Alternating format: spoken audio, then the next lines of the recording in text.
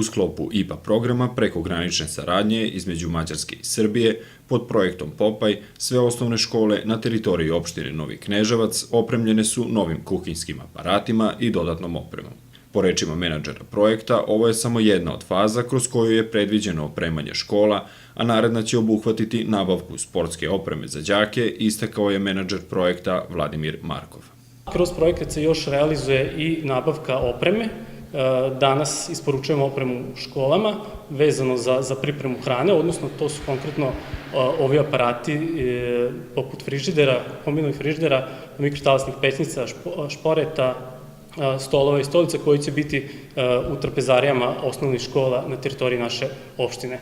Kada završimo s isporukom ovih stvari, u narednom periodu čeka nas isporuka sportske opreme, koje će biti tako reći na raspolaganju deci i nakon završetka ovog projekta, koji će biti sledeće godine, 30. aprila se zvanično završava, a pre toga ćemo realizovati jedan veliki festival, Popaj festival u Novom Kneževcu, gde će biti izložena zdrava hrana koju će pripremati naši učenici i saradnici koristeći ove aparate koje smo im danas obezbedili.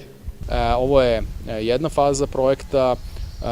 Projekat će trajati još neko vreme, gde se održavaju i seminari što za decu, što za roditelje, i ima deo koji je isto tako vezan za nabavku sportske opreme koja će stići opštinu Novi Kneževac.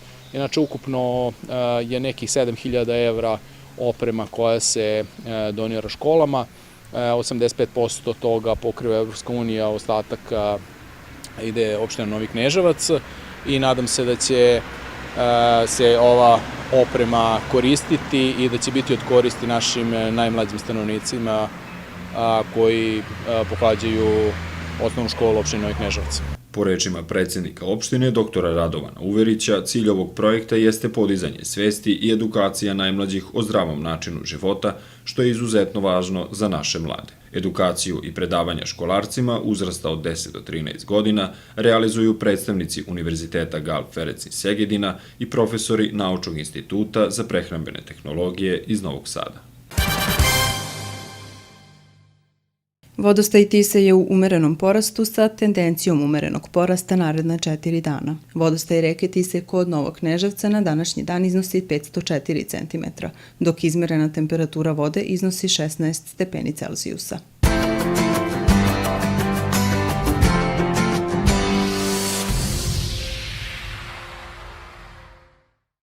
Prema prognozama meteorologa, sutra nas očekuje toplo i sunčano vreme tokom čitavog dana. Minimalna dnevna temperatura iznosit će 9 stepeni Celzijusa, a maksimalna do 22 stepena.